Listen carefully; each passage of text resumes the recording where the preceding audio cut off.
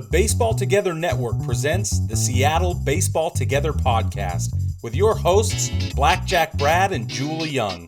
And now, Seattle Baseball Together. Welcome, baseball family, to this final episode of the 2022 season of the Seattle Baseball Together podcast. I am Brad, and as always, I'm joined by our guy, Jewell. Welcome, Jewell. How are you today? What is up, people? I'm recovered from a wild Halloween where I lost my voice for about a week because I was part of a haunted house. I thought you were going to say you recovered from the postseason. I'm recovered from that as well. It was a spooky time. It was quite spooky, yes, indeed. Yeah. Yep. But baseball family, we want to get into this. We want to talk about the Mariners in the postseason for the first time in 2 decades. So very exciting. I love it so much. I'm still super optimistic about the way that the Mariners played in the postseason. First off, I mean, should we just get into this, Jewell? Just go straight in and talk about these series, the way things went?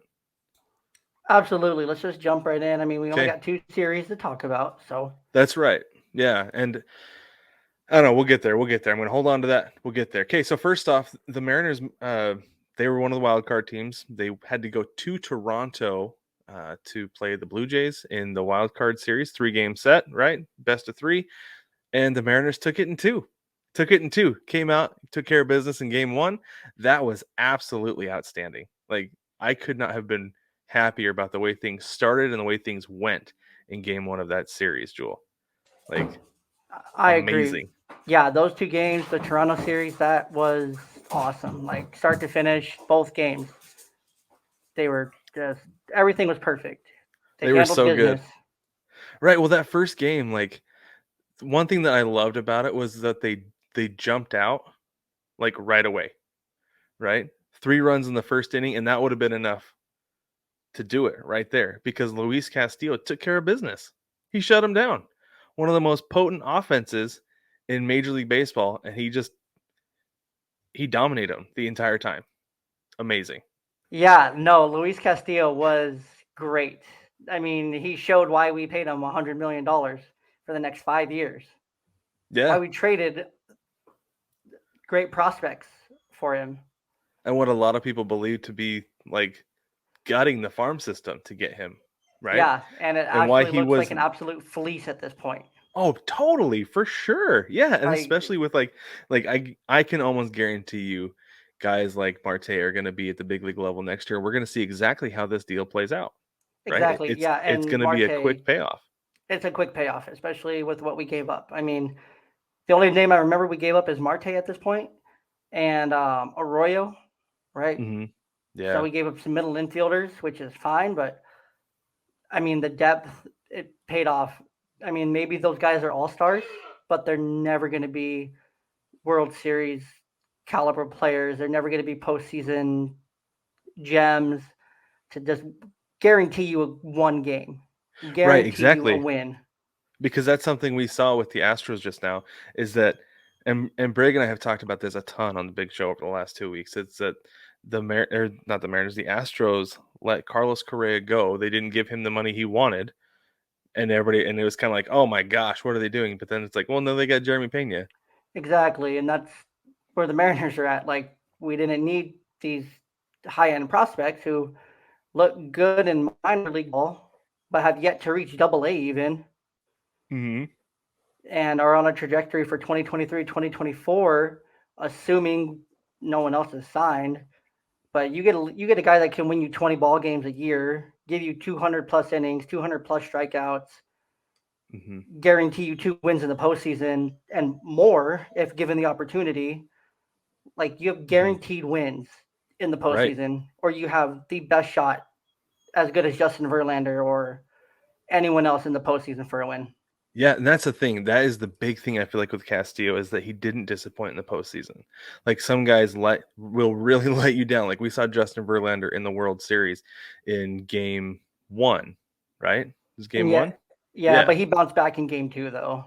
Well, yeah, he bounced back in his next start. But still, though, after that start, though, he had the highest ERA of any qualifying pitcher or any pitcher with 6 starts in the World Series. And it was it's weird to think about that guy was Justin Verlander. And the next And guy it on doesn't that look list like is crazy as Clayton Kershaw in that same conversation. right, exactly. And it doesn't look like Luis Castillo is going to be in that conversation at all because he's going to be in the opposite end because the dude's nails.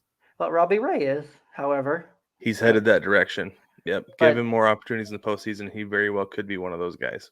I just don't think he was set up for success in that situation either. So I agree with you.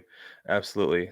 Well, I mean, let's go on to game 2 because that was the Robbie Ray game, right? was the Robbie Ray game. Yeah, so he started game 2 and it didn't start well. I mean, it certainly ended well, but Robbie Ray, he gave up. Let me pull it up real quick. He gave up 4 runs. I thought he gave 2 up home 5. runs. He only gave up 4. Okay. But he did give up 2 home runs, but his ERA in that game was 12 because he only went 3 innings. Yeah, that's the problem. That was the problem. He didn't go deep at all, and that was why he got relegated to bullpen duties in the Houston series. Mm-hmm. The guy you're paying $100 million as a starter got relegated to bullpen duties to give rookie George Kirby the start. Yeah. And second year Logan Gilbert. Right. Over your $100 million player, reigning Cy Young winner. Yeah, that's not exactly what you want. So the thing that went wrong in game 2 was Robbie Ray gave up 4, and then Paul Sewald came in and gave up 4 more. Yeah, Sewald was rough. Yeah, he had a rough postseason for sure. But Diego Castillo, who is a guy who it's like, oh, what's he going to do when he comes in? He came in, pitched a third of an inning, got out of it. Matt Festa gave up 1 run, which is fine. Just fine. Given the circumstances. Yeah. Penn Murphy shut him down.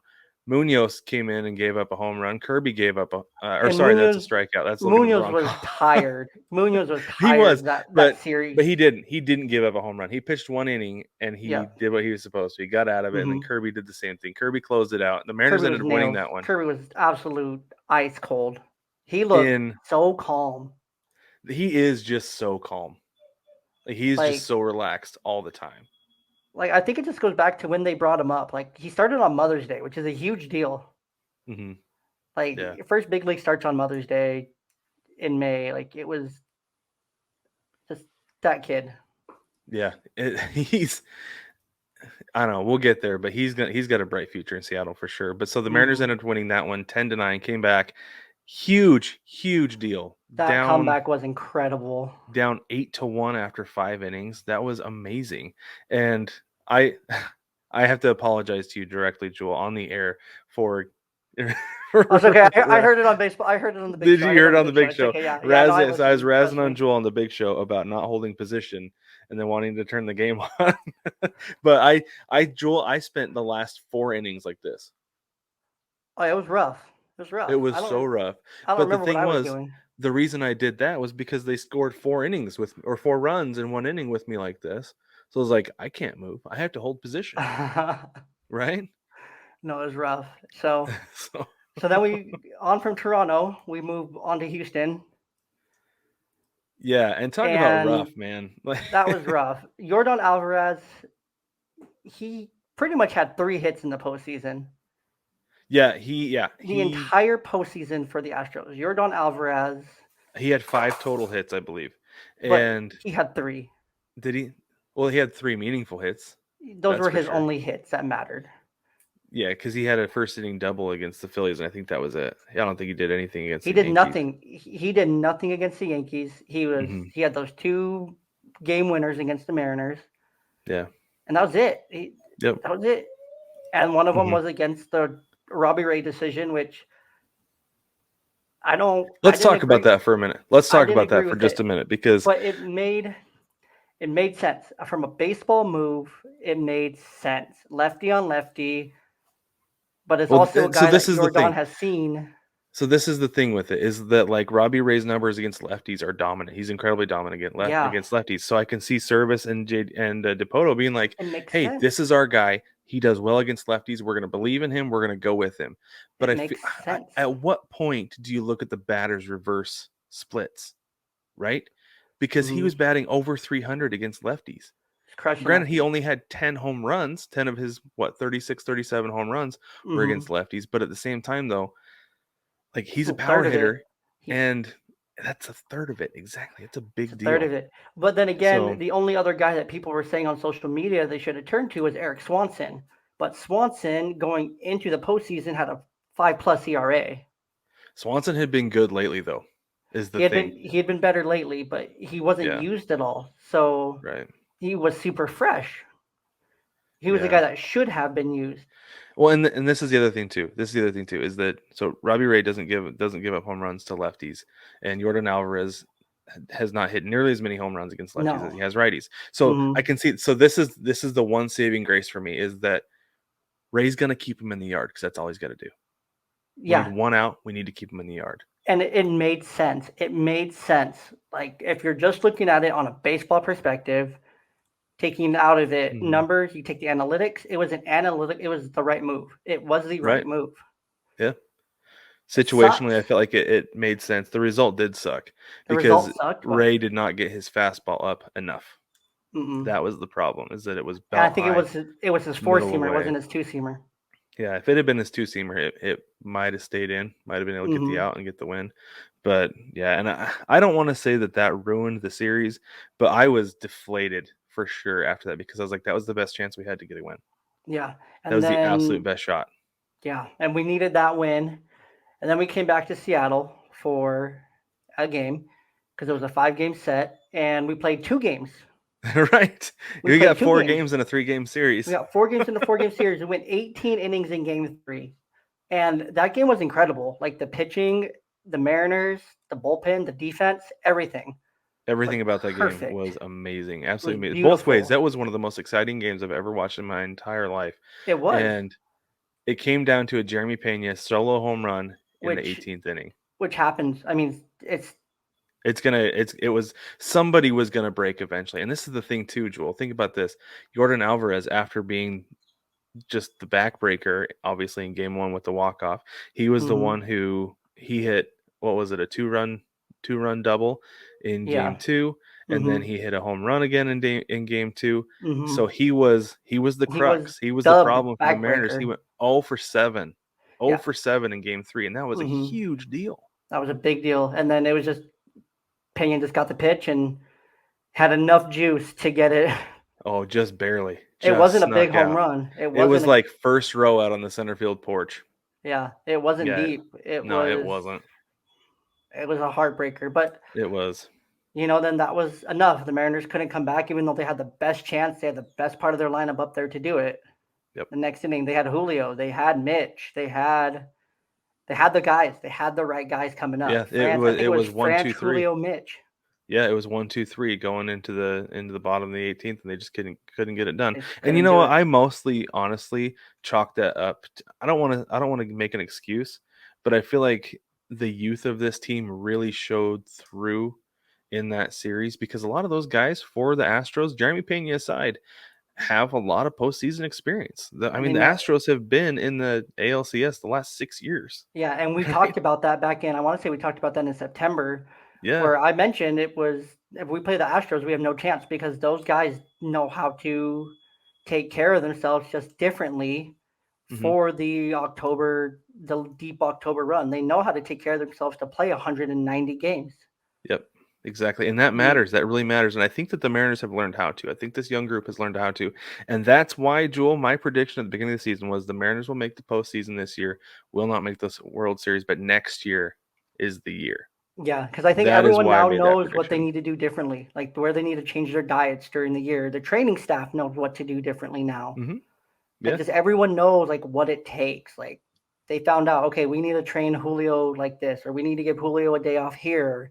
We need to rest Gino here. We need to rest, France here. We need to not rush Ty France back next year if we have someone here. Like, yeah, we need Yep. to use the depth here and here because we can lose. We can afford to lose here and here, kind of thing. So I think it's all been captured. It's learned, and I agree with you. I think next year is it. 2023 it's on. Mm-hmm. I absolutely agree. There's no exception.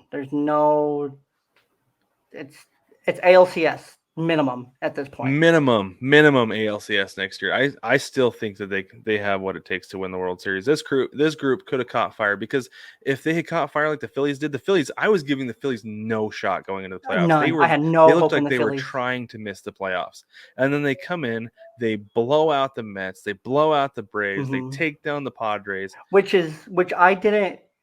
you can see happening because that's someone that they see so often. Both those teams, they have so much film on them. The hitters have seen these pitchers all year long. They do. But at the same time, the other way around too, though. Yeah. And the Mets were the best team in the NL East for 98% of the season. The Braves were playing better than anybody in baseball since like June, right? And then granted, the Padres, I don't know how. I honestly could not tell you how the Padres got there. I was shocked. I don't know how they got there either. That was weird. Yeah, because they looked like they were trying to miss the playoffs too. They should have. Honestly, but yeah, so the Phillies got to the World Series, and they played the Astros well. The Astros blew out the Yankees. They weren't even competitive. And this is the thing. I wanted to talk about how the Astros played their other opponents in the postseason after the Mariners, because baseball family, I want to do this quick disclaimer. Jewell and I talked about this before, but I do not believe in the transitive property in sports, which means that if A is better than B, or if A is greater than B and B is greater than C, therefore A is greater than C. I do not fully believe in that in sports because of matchups, right?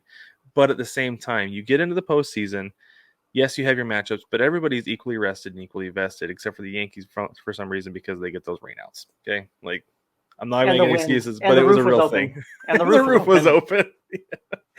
I'm not even going to go there with that. But at the same time, though, the Yankees did not show up in the ALCS. No, Judge didn't show up. No one showed up. Nobody team did. Didn't show up.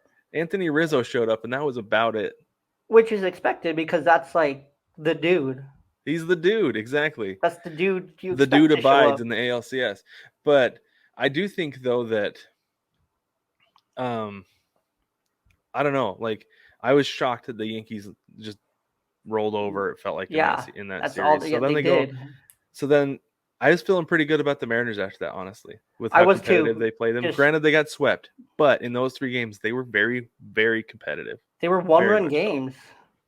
Yeah, I mean, game 2 was 4-2, but it was very much a one-run game most of the time. The Mariners had a solid. Yeah, outside of that 2-run homer, there was nothing. Those games were winnable games. And that's one of the things we talked about too, is that if the Mariners could keep the Astros in the yard, keep them from hitting home runs, because that's how the Astros win, they would have won it. And they would have. Absolutely. They would have taken they'd have taken the series. But it was timely home runs. It's just timely home runs. Just like, we saw it in Game 6 of the World Series. You're on timely home run, and that's all. That's what baseball comes down to. It comes down to timely home runs from your best guys.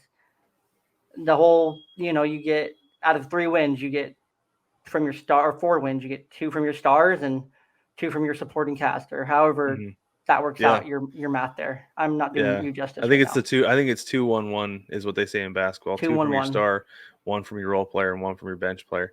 And it kind of works the same way in baseball too. Like, you get 2 from your stars, 1 from a starting pitcher, 1 from a star in the lineup, and then you've got a role player who's going to come through, and then you've got a guy who's unexpected, like Martin Maldonado, leaning into a pitch. I don't think he leaned it. I think he was just crowding the plate, honestly. But anyway, so the way that the Astros played the Phillies, though, I was actually pretty happy with that as well, because granted, the Phillies got 2 wins, but one of them was because Lance McCullers was obviously tipping his pitches. Yeah. 1,000%. That's what was going on there. There was that, and then they jumped on a Justin Verlander the night where Justin Verlander had one of his World Series outings. Yeah, and outside of that, the Astros rebounded and played really good baseball after that. So they no-hit them in Game 4. They no-hit them. They combined no-hit them. And I think where the Phillies messed up was they took Zach Wheeler out in that jam last night. Yeah. They should have kept him in. 68 pitches, your best pitcher. He's still throwing 98. He's still locating. Yeah. He still looks great. It's Game 6. Like, they went lefty-lefty on Alvarez. That was the issue. Yeah. That was the problem. Yeah, I did 3 takeaways on TikTok after. I was like, you don't go lefty-lefty on the order on Alvarez. You just don't do it. It's not going to happen. You're not going to get the result. I saw your TikTok. I was like, yep. They didn't learn anything from Robbie Ray and the Mariners. No. But anyway, my big takeaway from the postseason is that I am very encouraged with the Mariners, the direction they're heading, the way that they played in the postseason, because I was shocked that this team was like that ready for postseason play, right? Yeah, They they showed like up. sometimes I wonder if it's like there's a little bit of willful ignorance in there that it's like, is it a big moment? Let's just go out and play the game, right? And like But everyone played really well defensively. Everyone played sound, good defense. Mhm. Like there's very little mistakes. Pitching was great outside of 3 pitches. literally 3 pitches. You're exactly right. You're Outside of exactly right. And three, and I four didn't feel pitches, it bad. was I didn't feel bad about the offense getting shut down in game 3 either against the Astros mm-mm. because the Astros offense was shut down. And it's Dusty Baker. Like Dusty Baker is a great manager. He's played the Mariners plenty of times. He's smart. He's savvy. He's been around a long time. He knows how to win and win. And all he does in his entire managerial career is win, win, win, win, win. And we He just got finally got outmanaged. that World Series. He finally got it. And we just got Yep. outmanaged. We just got Yep. outmanaged. So here's to Yeah. hoping. Here's to Dusty Baker. Here's to Trey Mancini. Congrats to those two on the World Series. Yeah, big Honestly. time. I hope Dusty Baker retires. I would Now love that he's got it, go out on top, so someone Yeah. else can come in and take over. Mhm. And yeah, and here's nothing- hoping to a sophomore slump for Jeremy Pena. yes, It and scares me. the other thing that was, for the Astros, this last takeaway here was Altuve was quiet. He didn't get a hit until the World Series. Didn't get And it was yeah, like game 3 or 4, something like that. He was like and over. and then they 100. won. And then they won. Yeah. And then they won. The Astros go as Altuve goes. Yeah. Yep. Exactly. Next year we'll see a difference because I bet you Pena's in leadoff spot next year. I'm sure he will be. You've got to put him in leadoff. Guarantee it. You have to put him. So yeah, it'll be interesting to see what happens with the Astros next year. But hey, let's get into the Mariners offseason before we get too long here. So we have a few things. Let's talk some injuries first because there was a lot. This team was beat up. I think that was part of the reason that things really just came to a grinding halt there at the end. Jesse Winker wasn't even on the postseason roster because he had to have knee and neck surgery this offseason. We'll get into him in just a minute. Cal Raleigh had a torn UCL in his left thumb. He'd been dealing with that since the beginning of September. Baller. The dude still hit home runs with it. The fact that he was even out there with that catching, he's got to have like so much respect in that clubhouse for playing through that because that is amazing. Sorry, JP. Cal's the captain now. Cal is the captain. Cal's the captain. The Dumper now. is the captain. Big Dumper's the captain now. Julio Rodriguez, he had that lingering back issue. I saw him with like a heat pad in between innings at one point, or when the Mariners were in the dugout. Yeah, he was giving treatments in between innings. Yes, and then he also had a broken left pinky that he played through. It's a similar injury to what Gino Suarez dealt with, but I guess it wasn't as severe or was on a finger that he was able to play through. So there's that. Andres Munoz had to have foot surgery. Ham Swaggerty, also known as Sam Haggerty, had a left groin strain that actually kept him off the postseason roster. Casey Sadler is coming back from a shoulder injury. Tom Murphy coming back from a shoulder injury. Ty France is a big question mark here because Jewell and I have talked about this a lot at length. We believe his elbow is still bothering him, and that's why he was not able to hit. It had to be. He was just not the same. The second after that injury, he just wasn't the same. He wasn't all-star Ty France. He wasn't getting on base. He wasn't hitting the gaps. He had exit velo was down. Everything was down. Right. It was just everything. It was hard watching him because it's like this. There's something wrong. And this is the thing. So when you're playing through an injury, like with your arms, like I played through a shoulder injury when I was 16, and I didn't want to swing the bat. I was up there trying to look for walks, and if I did swing, I wasn't swinging very hard. When I hurt my elbow the first time, I pitched through it. It hurt. I couldn't at the end of games, I could not move my arm. I believe it. And, on the other end of the spectrum, you got Bryce Harper playing with a UCL tear still. That dude's going to need Tommy John if he's ever going to play in the outfield again. But I feel like, though, because Ty France doesn't have a UCL injury, like he doesn't need Tommy John, I feel like it's more of a long-term strain on his elbow, and that's the problem, is that it's just like almost like tennis elbow, playing through tennis elbow, and it sucks. It's just going to be a lot of management. It's going to be a lot of treatment this offseason, a lot of treatment next spring. It's just going to be treatment and managing him. Yeah, to get him ready. And he'll be ready for spring training. I'm not worried about that at all, but that's going to be something to look for going into this offseason, or while we're in the offseason, is Ty France and his elbow. And another major injury. Back up there. Yeah, exactly. See what moves they make at first base. Another major injury is Kyle Lewis. I'm curious to see if he can come back. because I'd like I him am to. too, because I would love Kyle Lewis to come back. I would love for a healthy Kyle Lewis to come back and say bye, Even as a Jesse. full-time DH.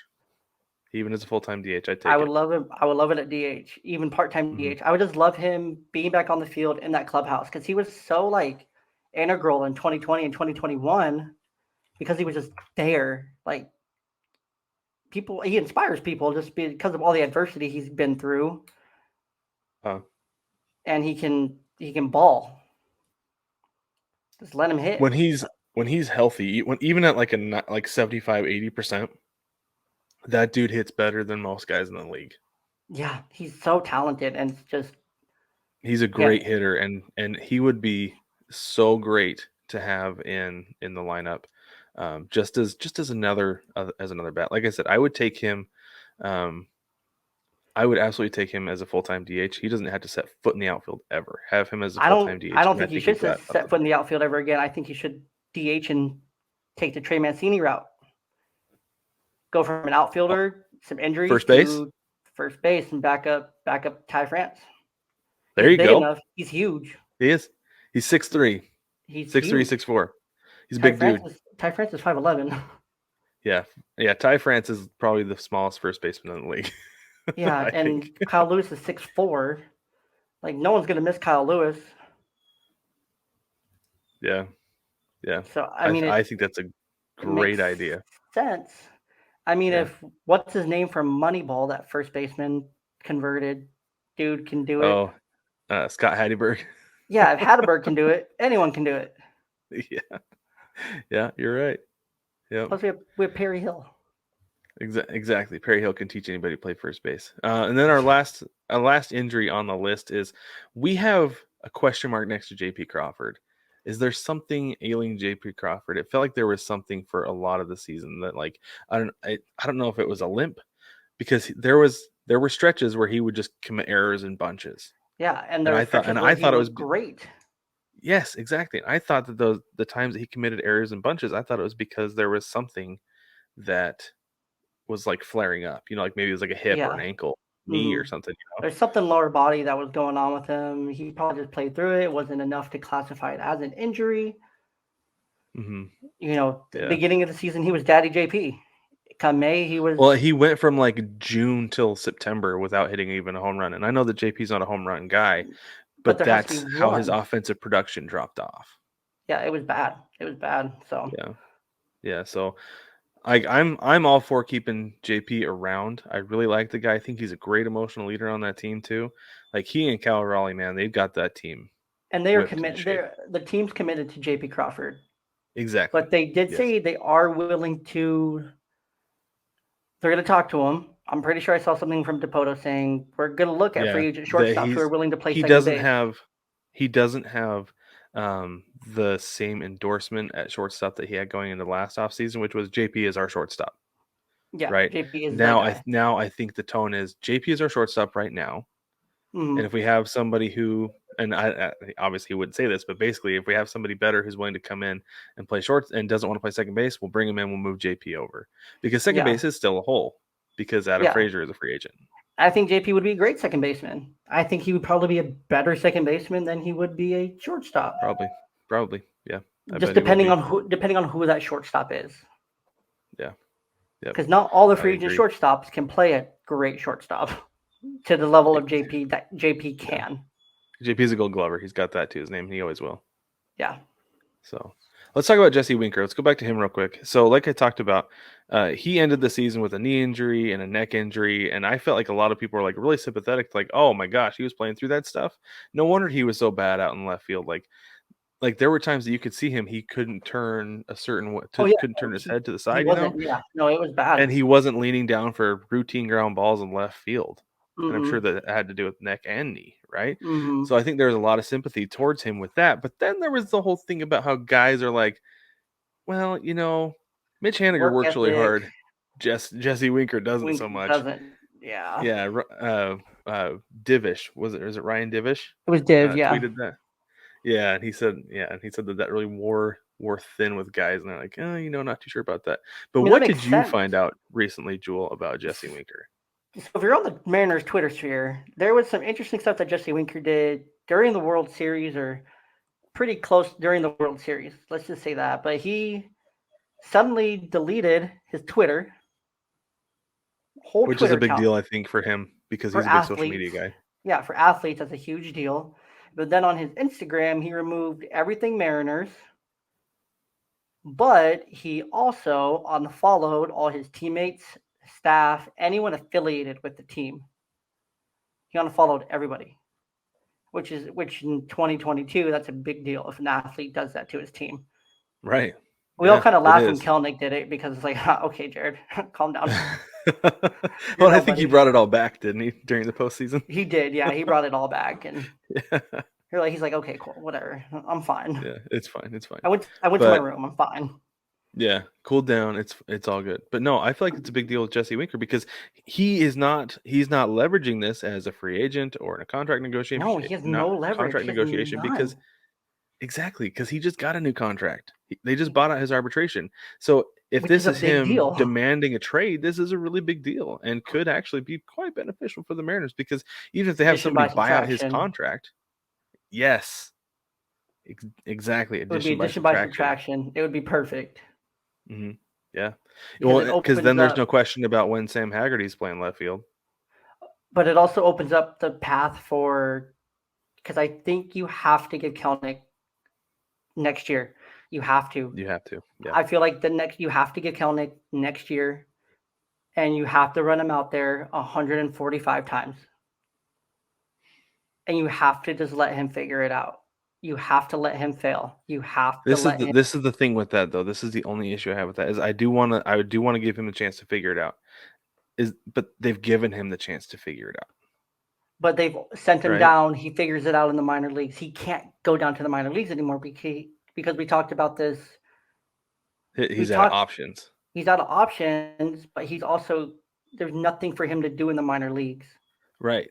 Yeah, there's nothing left for him to do in the minor leagues. But some guys just can't figure out big league pitching, though, is the thing. Is like, yeah, let him go out there and try to figure it out. But what if you've got this black hole in the lineup that's Martin Maldonado-esque for this team that's on pace to win, say, 95 games and compete in the division? But you've got this black hole in the middle or bottom of your lineup when you could bring in a guy like Sam Haggerty, who, yes, he went on a hot streak this year, but he earned himself a spot because he found his identity on the team. Jared Kelnick is still trying to find his identity on the team because he is trying to find his spot on a big league roster. I know, but Sam Haggerty is the only other person on the 40-man currently that can even bring a comparable glove and arm to Jared Kelnick in the outfield. And plus speed. And that's huge. And that's major league plus OPS. Yeah. There's not many other guys. There's no one else on this 40-man roster that can play the outfield as well as Jared Kelnick other than Julio. Right. Like he's the second best outfielder on the 40-man roster today. But the problem though that I have with him right now, and don't get me wrong, I'm not saying that I want him to fail. I want him to go away. No, I would love for Jared Kelnick to succeed. Absolutely. I want him to succeed. He's 23 years old. The problem that I have is that outfield is an offense first position. Yeah, unless you have and even some teams will bite the bullet in center field for a defensive center fielder, but we have both in Julio. Not usually though. Because you think about, so Chipper Jones moved to the outfield later in his career.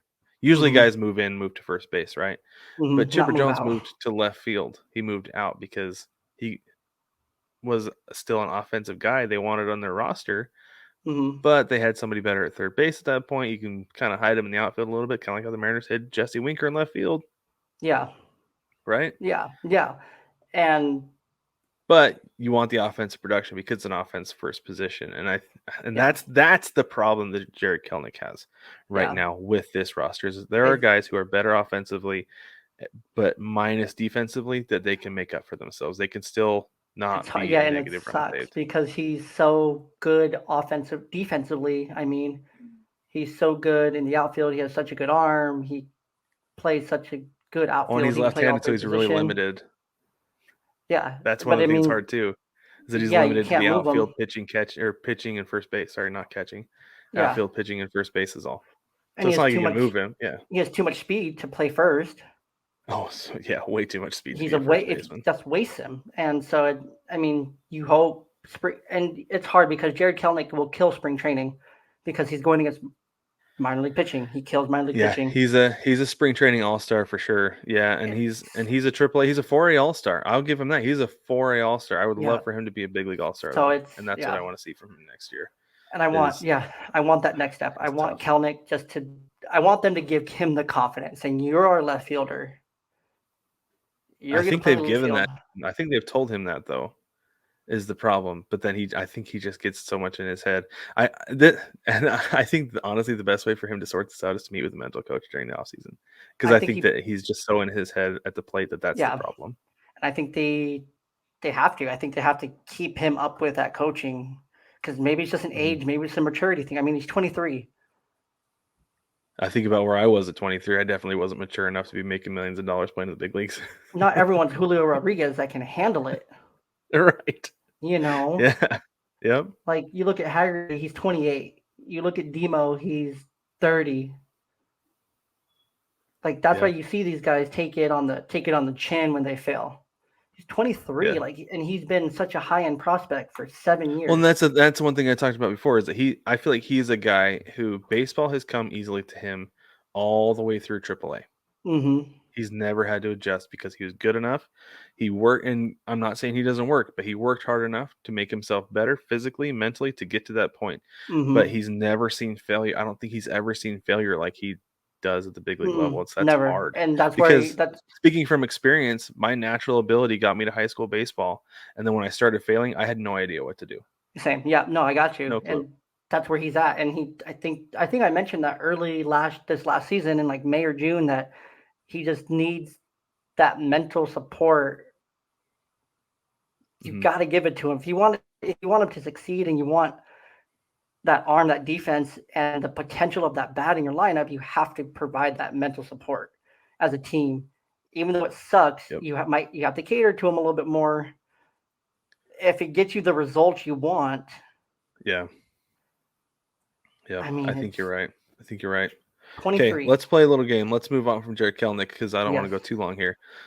Let's play a little game here with free agents. These are the Mariners free agents. We're gonna play sign them or send them. Okay. So what we're gonna do is we're gonna go down the list of Mariners free agents, and we're gonna decide whether we want to re-sign these guys and bring them back, or send them off and let them go contribute on another team. Let's start with Boyd, Matthew Boyd, right? Matt Boyd. Yep, you go first with Matthew Boyd. I'm fine with sending him, honestly. Like, he was fine. Too. He was a good little fill-in, but I'm sure he would want to be back because he grew up a Mariners fan. But if he's not going to come back on a team-friendly deal, you got to send him. And I think he will, because I don't think anyone wants how old is he? 32? He's like, what? Something like that. 32. I know he's younger than me, but not by much. Yeah. No one wants a 32-year-old lefty who's coming off an injury, pitching a limited role. Yeah. He did really well in that limited role in 12.1 innings, 1.35 ERA. He did do well. But I feel like there are guys you can bring in for cheaper than him. Yeah. It would be fine. So, yeah, I'll let him go unless he comes back in a limited role. Because, lefties are hard to come by. Right. Okay, let's go Kurt Casale. Send him or sign him. You send him. You got to send him. You got to send him. He's an offensive liability. Yeah, and you have he's fine defensively to fill in, but Tom Murphy's coming back. Tom Murphy is a way better backup, which I never thought I would ever say. Yeah, and you still got Luis Torrens and Brian O'Keefe, so on the 40. Yeah.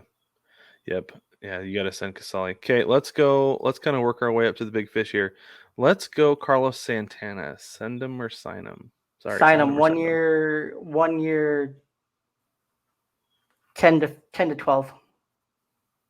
I'd say 1 year 8. 1 year 8 to you got 1 year 8 to you got to sign him. Yeah, you have to sign him. You have to. His presence in that clubhouse is worth that much money alone. Having him in there, because he was a major positive. And if you manage Ty France, then you have to keep Evan White on your roster. Yeah. Yep. Unless you're transitioning someone. I mean, you still do have Demo who can play first, but right. But that's such an either way important though, defensive Santana, position. all Santana did all year long was hit clutch home runs. Yeah, and he was great. I mean, He I was wouldn't great at hate it. it He was if it was amazing. Evan White because he's a Gold Glover. He's a Gold Glove first baseman. Right, he is, and that's fine. But I think you got to bring back Santana. Veteran presence in the clubhouse. Julio Rodriguez loves him. That's enough for me to want I to think bring that's him enough back. for the Mariners. That's enough for the I think it Mariners. is too. Yeah, it's your franchise cornerstone for the rest of time. Wants this guy back, you bring him back. Okay, let's move on to Adam Frazier, second baseman. Adam Frazier, you gonna sign him or send him? I'm sending him. And I say that because I think and we talked about this last month, I think that we have enough options coming in the pipe that can provide enough. They could basically replace Frazier for what he was this year. They can give you exactly what Frazier gave you, maybe a little bit more because they're a little bit unknown, more energy. Well, and this is the thing that I always talked about the Frazier is that his lows are so low, but his highs are so high that I'm willing to take those lows. Yeah. Because he seems like it feels like when he's hot, the dude is just getting on base. That's all he's doing and driving in runs, and it's amazing. It's awesome. It's fun to watch. But man, his lows are just a black hole in the lineup, and it is so frustrating. I feel like you send him though. Then the reason you send him is because there are better options on the free agent market. Granted, they're going to be way more expensive than bringing him back, but they're worth it. I think you send him just because you can upgrade. Yeah, you can be almost certain you're going to upgrade this offseason. Yeah, even if it's an in-house upgrade. Yep. All right, here's the big fish right here. The big question mark from all season long. Mitch Haniger, do you sign him or do you send him? With how it looks right now on the 40, these are the outfielders. Haggerty, Kelnick, Lewis, Moore, Rodriguez, Alberto Rodriguez, who hasn't played above AA, Taylor Trammell, and Jesse Winker. 3-year, $45 million. I've been saying it all along. 3-year, $45 million. 3-year, $45 to $60 million. I mean, that's probably what you're going to have to pay but the Mariners aren't going to bid against themselves. We know that because they haven't done the deal yet, so they're not going to bet against themselves. Yeah. And we have so many outfielders in the system.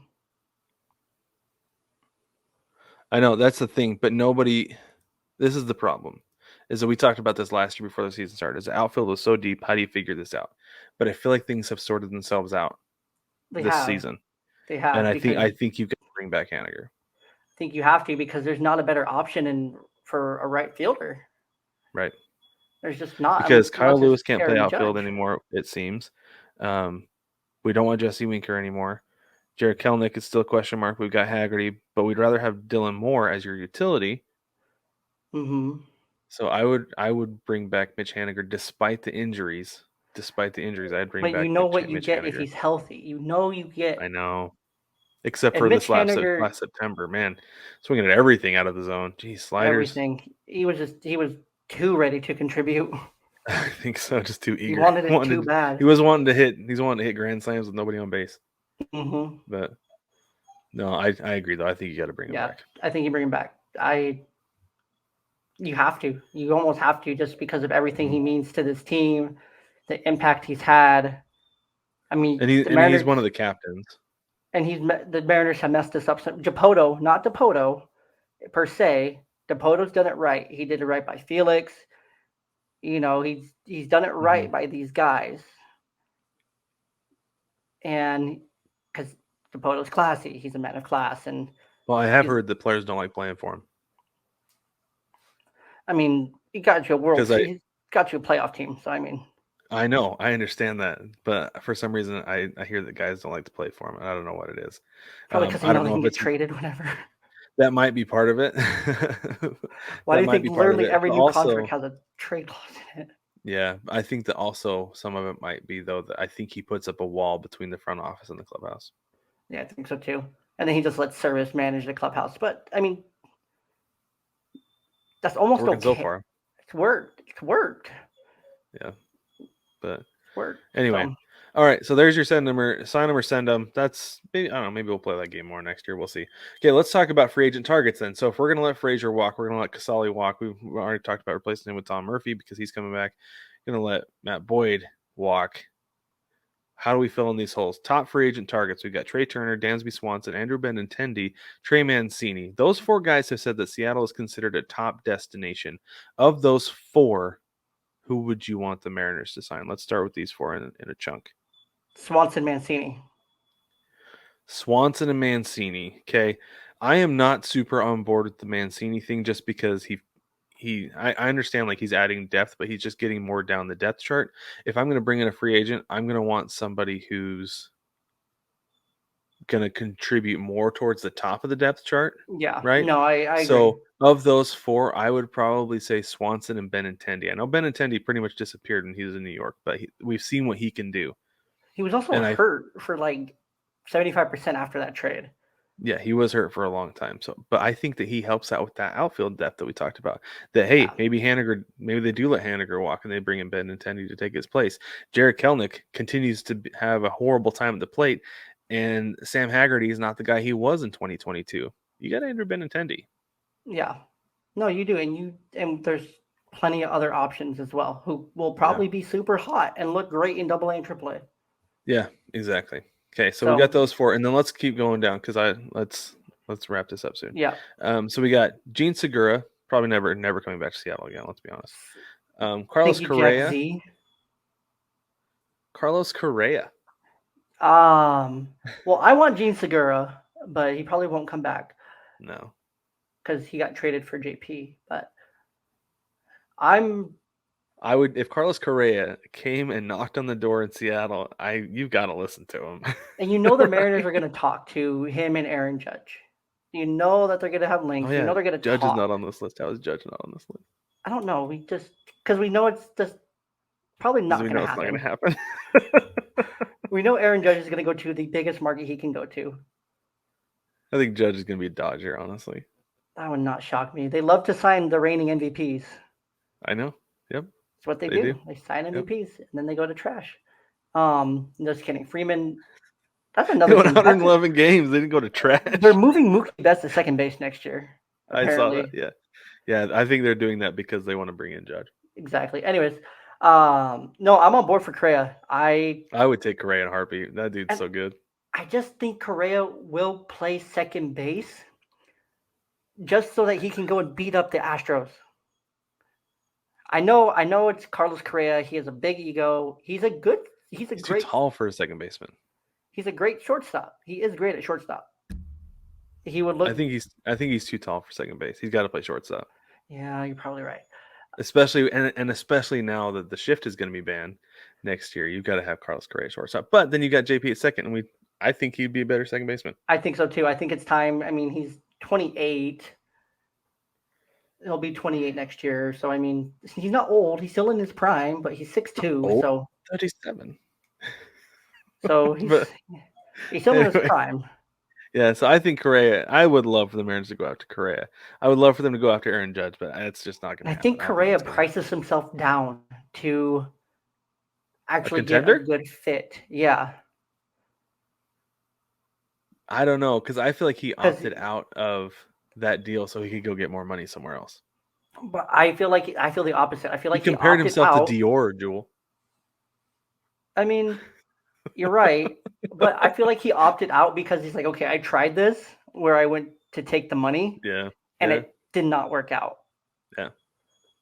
Because Byron Buxton can't stay healthy to save his life. Poor guy. I feel so bad for that dude. Yeah. Okay, next on the list, we've got Jacob deGrom. I would love to have deGrom in Seattle, but first off, I don't think it's going to happen. And second, I don't think it's needed.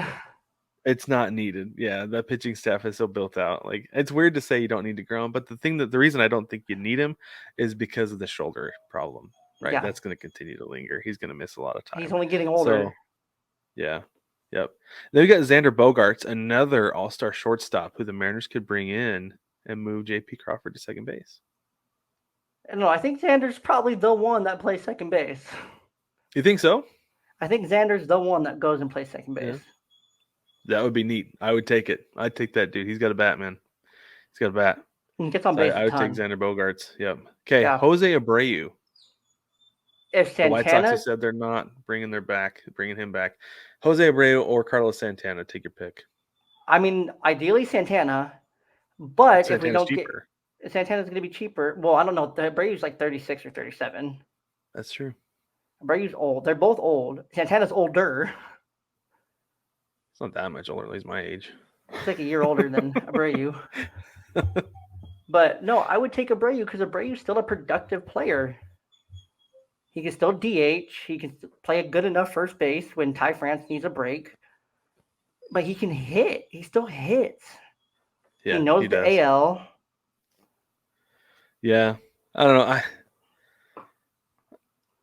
If it comes down to between Abreu and Santana, I'm taking Santana just because he's been there and he's established in the clubhouse already. 1,000%. But I feel Abreu's also that same, like, Abreu's a baller.